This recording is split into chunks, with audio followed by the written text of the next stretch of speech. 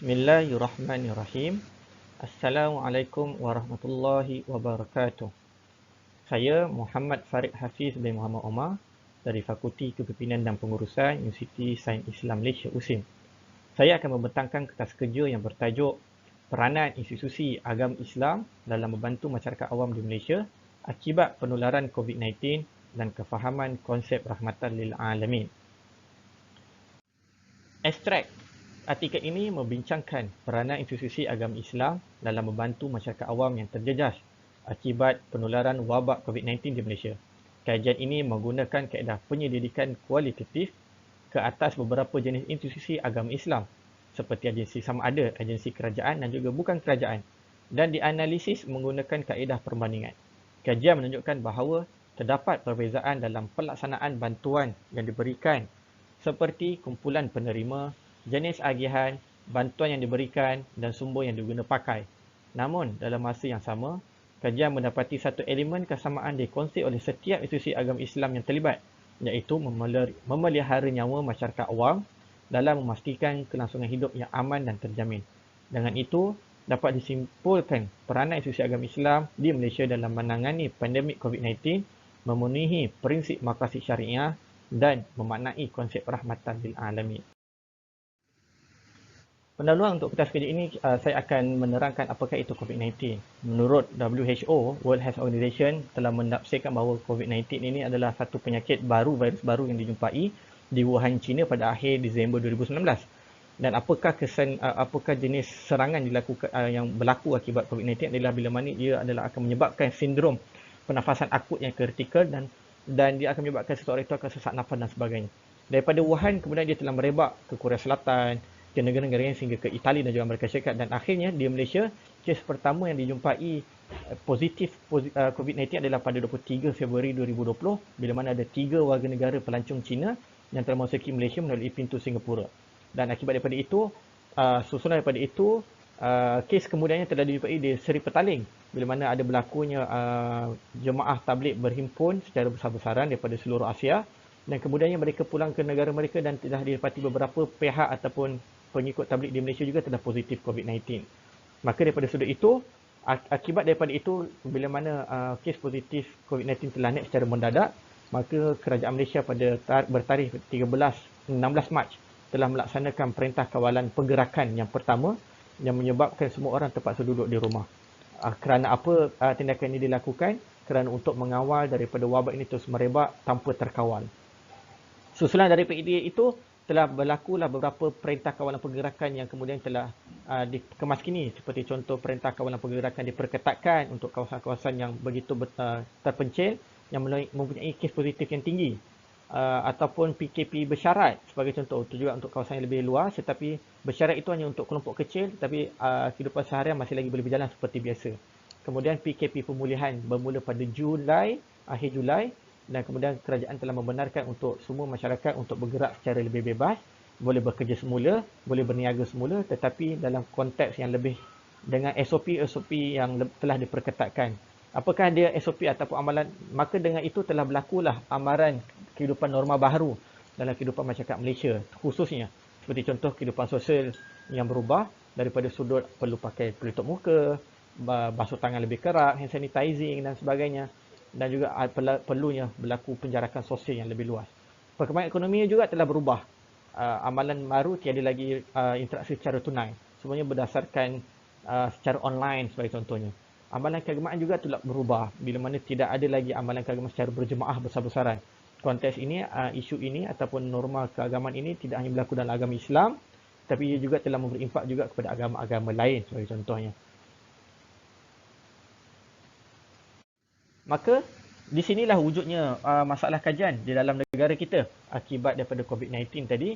Apakah yang berlaku? Apakah impak COVID-19 di Malaysia? Jadi apakah impak COVID-19 di Malaysia? Seperti saya sebut tadi, berlakunya perubahan norma baru dalam kehidupan. Dalam masa sama juga, ia telah memberi kesan yang besar kepada 3 sektor ataupun 3 elemen di Malaysia sebagai contohnya. Pertama, tata cara kehidupan sosial. Berubah hanya amalan cara sosial yang baru seperti penjagaan fizikal, penjagaan kebersihan dengan lebih kerap, pemakaian pelitup muka, tiada ziarah-ziarah kemasyarakatan ataupun antara saudara-saudara, terutama pada ketika Hari Raya Aidilfitri dan juga Aidil Adha sebelum ni. Begitu juga, namun dalam masa yang sama juga berlaku yang negatif ni adalah kenaikan jumlah keganasan rumah tangga di Malaysia telah dilaporkan. Daripada sudut interaksi ekonomi, perubahan secara total, secara menyeluruh bagaimana masyarakat awam di Malaysia melakukan interaksi ekonomi, tiada lagi tunai, semuanya berubah kepada maya dan juga cashless sebegitu. Dan juga dalam masa sama juga adanya sebahagian pihak yang hilang kerja, perniagaan terpaksa ditutup, terutama perniagaan-perniagaan kecil-kecilan yang bernaung industri kecil dan sebagainya. Daripada sudut amalan keagamaan, seperti saya sebutkan tadi, rumah ibadat yang telah ditutup, tiadanya amalan secara berjemaah, sembahyang hari raya telah dilakukan di rumah. Ini semuanya berkait akibat impak daripada COVID-19. Dan satu persoalan yang lebih besar, apakah peranan institusi Islam yang boleh dimainkan untuk mengawal selia ataupun menyantuni masalah-masalah yang telah dinyatakan tadi, sebagai contohnya. Topik seterusnya adalah apakah itu institusi Islam di Malaysia. Menurut Perlembagaan Artikel 3 Perlembagaan Malaysia, kita semua seperti yang semua kita maklum, Artikel 3 menyatakan bahawa agama Islam adalah agama rasmi persekutuan dan agama lain bebas dilaksanakan, dan agama Islam di peringkat negeri adalah mengikut pada sultan-sultan masing-masing. Itu secara umumnya agama Islam adalah agama rasmi bagi persekutuan juga negeri-negeri di Malaysia. Jadi, apakah yang dimaksudkan dengan institusi Islam? Banyak definisi yang telah diberikan. Seperti contoh daripada Fazil Azni menyatakan apa sahaja institusi yang ditubuhkan dan dilaksanakan atas prinsip Islam ataupun dilaksanakan dengan berwujud aktifkan matlamat Islam, maka itu adalah institusi Islam. Boleh dikatakan sebagai institusi Islam. Ataupun begitu juga dalam konteks Barat, contoh yang seperti mana definisi yang diberikan oleh Julia Berger. Julia Berger menyatakan apakah itu religious organisation, organisasi agama. Organisasi agama adalah bila mana ataupun religious NGO, bila mana sebuah NGO ataupun organisasi yang ditubuhkan berpastikan ataupun ditentukan oleh sekumpulan masyarakat, kumpulan manusia yang memperakui atau mempercayai satu amalan untuk diaplikasikan melalui organisasi tersebut. Definisi juga berubah daripada ada yang dimaksudkan dalam religious NGO seperti Julia Berger bagi, ada juga yang memberi maksud lain, iaitu Rising sebagai contoh, memberi maksud religious organisation, ataupun ada juga definisi lain yang memberi maksud institusi agama itu berdasarkan kepada FBO. Apa dia FBO? FBO adalah faith-based organisation, organisasi yang berdasarkan kepercayaan. Secara umumnya, ketiga-tiga organisasi ini bermaksud secara sama. Jadi di Malaysia, organisasi di Malaysia ini ditubuhkan daripada boleh dirujuk dalam beberapa akta bagaimana mereka ditubuhkan. Ada Akta Pertubuhan 1966. Ada Akta Pembangunan Belia dan juga Pertubuhan Belia 2007 yang diletak di bawah ROS. Akta Pertubuhan diletak bawah Kementerian Dalam Negeri. Begitu juga ada Akta 258 di bawah JPM, Jabatan Perdana Menteri. Ini pertubuhan khusus yang ditubuhkan oleh Jabatan Perdana Menteri secara terus. Akta 535, Akta Tabung Haji. Ataupun juga ada juga institusi Islam ditubuhkan di bawah Akta Syarikat. Seperti mana banyaknya institusi ataupun NGO kemanusiaan, NGO yang bersifat kemanusiaan, keagamaan yang bersifat individu sebagai contoh, ataupun bersifat limited guarantee, by limited guarantee, mereka tubuhkan di bawah Akta Syarikat 2016. Jadi ini antara pecahan-pecahan bagaimana NGO itu ataupun sebuah institusi Islam ditubuhkan di Malaysia.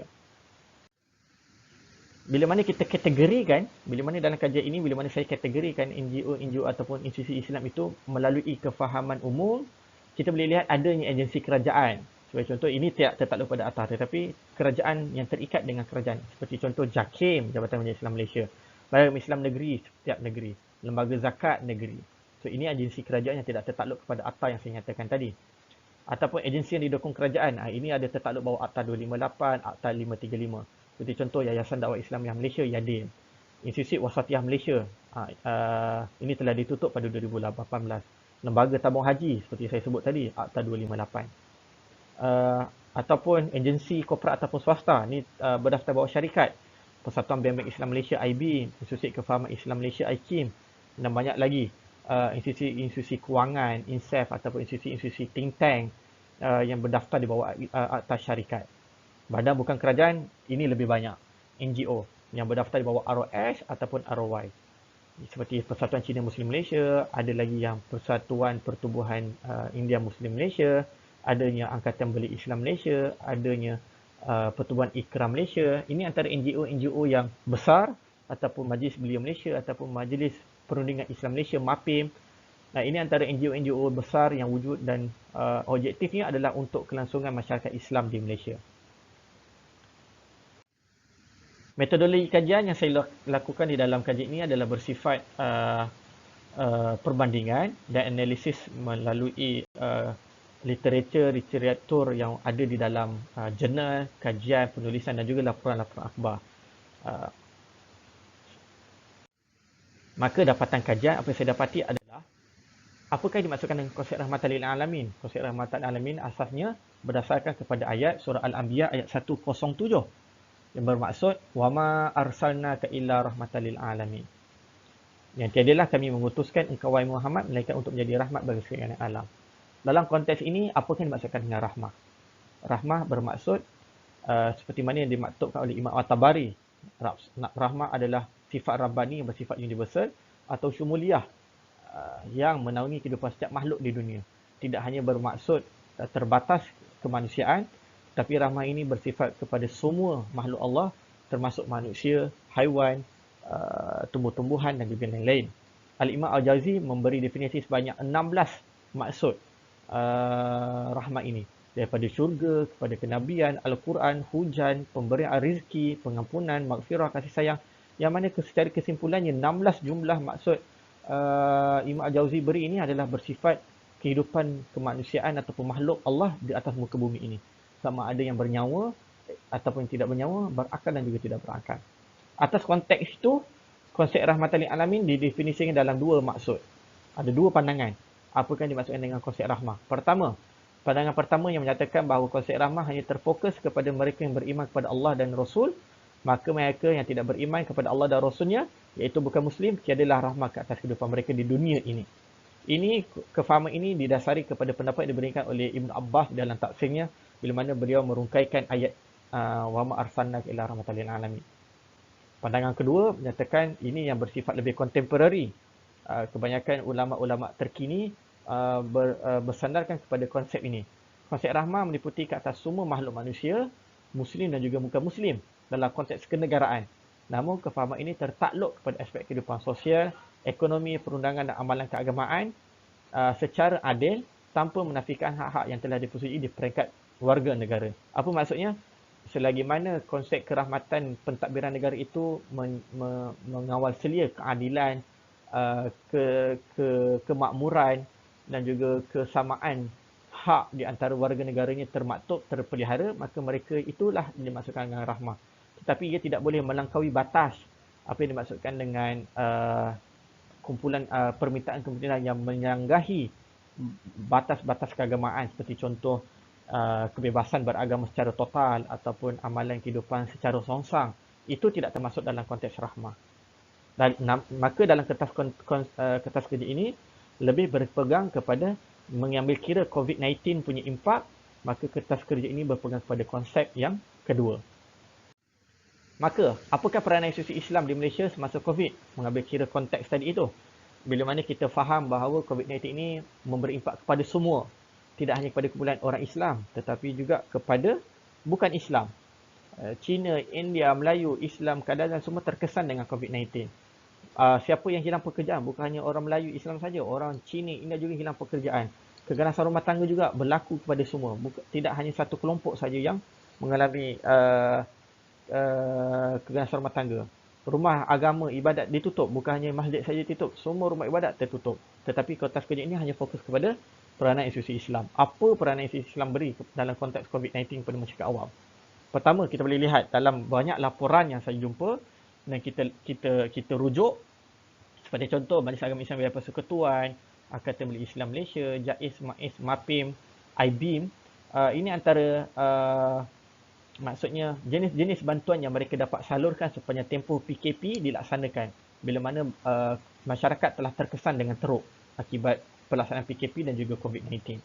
Bantuan beg makanan, boleh dikatakan semua pihak memberi bantuan beg makanan, sama ada secara langsung ataupun secara orang ketiga, seperti contoh dengan kerjasama NGO dan institusi yang lain. Bantuan alatan perhospital, semua pihak memberi bantuan kerana berlakunya kerana hospital telah menghadapi shortage ataupun terhad jumlah-jumlah pakaian PPE, pelitup muka dan banyak perkara lagi. Maka ini telah dibantu oleh institusi-institusi Islam yang saya nyatakan tadi. Bantuan talian keselamatan, kalau kita lihat tidak semua pihak mampu memberi bantuan keselamatan ataupun aduan untuk keganasan rumah tangga ataupun lain-lain laporan. Tetapi MAWIP, ABIM, Jabatan Islam lain dan juga NGO-NGO lain juga membuka melalui JKM telah membuka talian untuk menerima laporan sekiranya berlaku keganasan di dalam rumah tangga. Kerjasama dengan NGO, beberapa pihak bekerjasama, ada juga beberapa pihak yang mungkin bekerjasama tetapi tidak dilaporkan. Tanda-tanda kosong ini bukan saya katakan maksud mereka tidak lakukan. Mungkin mereka dilakukan tetapi secara bekerjasama dan laporan itu tidak disertakan di dalam sama ada dalam laporan rasmi ataupun laman web rasmi ataupun di mana-mana kenyataan yang kita boleh jumpa. Seterusnya, apakah sumber yang digunakan pakai dalam menyalurkan bantuan?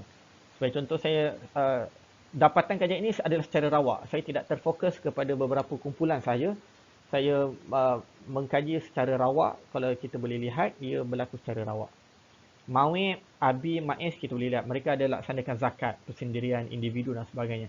Ada juga yang lakukan crowdfunding. Crowdfunding, sebagai contoh NGO biasanya pergi kepada crowdfunding. GPM, Global Peace Mission Malaysia juga ada crowdfunding. Kita boleh baca laporan yang telah mereka berikan sama ada di media sosial atau juga laporan akhbar mereka. Sebagai individu, saya boleh katakan melalui dapatan yang kita berhubung dengan pihak-pihak berwajib ini, memang banyak seorang individu yang telah disalurkan kepada pihak-pihak ini untuk dalam konteks menyalurkan bantuan kepada mangsa COVID-19. Kerjasama korporat juga, beberapa pihak telah melakukan kerjasama korporat. Ini yang saya maksudkan tadi. Ada pihak yang tidak melaporkan, tetapi bila kita tanya secara direct, mereka bekerjasama secara rapat dengan pihak-pihak korporat ataupun swasta dalam memberi bantuan.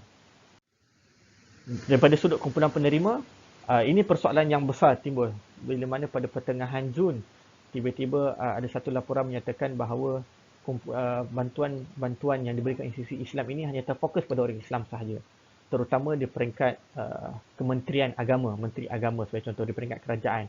Adakah betul? Tapi ini saya daripada kajian dan laporan yang saya dapati, boleh dikatakan bahawa kumpulan penerima atas nama bantuan COVID-19 ini bersifat mencapah, iaitu tidak hanya fokus pada satu kumpulan, tetapi ia memberi bantuan kepada semua pihak yang memerlukan. Tidak kira Muslim dan bukan Muslim, orang asli, pelarian, antarabangsa, semua pihak mendapat bantuan ini. Tinggal lagi laporan itu dinyatakan, disebut ataupun tidak disebut sahaja. Saya boleh bagi contoh seperti contoh ABIM, bila mana kita bertanya rapat dengan mereka, mereka memberi laporan, mereka memberi bantuan secara luas kepada semua pihak. Sebagai kesimpulan, kertas kerja ini menyimpulkan bahawa peranan institusi Islam di Malaysia telah ditonjolkan dengan satu elemen yang sangat baik yang telah memberi bantuan secara meluas, dan juga tidak hanya meluas ni maksud adalah bantuan tu daripada sudut bantuan kemakanan, bantuan kehidupan, bantuan kewangan dan juga beberapa bantuan-bantuan yang lain telah dinyatakan tadi, dan juga sumber yang telah digunakan pakai juga meluas, daripada sumbangan zakat ada, sumbangan individu dan sebagainya, dan juga kumpulan penerima juga ditafsirkan ataupun daripada laporan yang telah dinyatakan institusi Islam telah berperanan dengan sungguh baik yang tidak hanya terhad pada satu kumpulan sahaja. Mereka memberi bantuan kepada seluruh masyarakat awam di Malaysia yang terkesan akibat COVID-19. Maka dengan itu boleh dikatakan bahawa peranan institusi Islam ini memenuhi konsep makna rahmatan lil alamin yang telah dinyatakan oleh ulama-ulama kontemporari, iaitu memberi maksud dalam konteks tata kelola kenegaraan yang memberi hak secara sama rata dan membantu semua warga negaranya tanpa prejudis, tanpa dengan adil dan saksama. Saya rasa dengan itu sekian pembentangan saya. Assalamualaikum warahmatullahi wabarakatuh.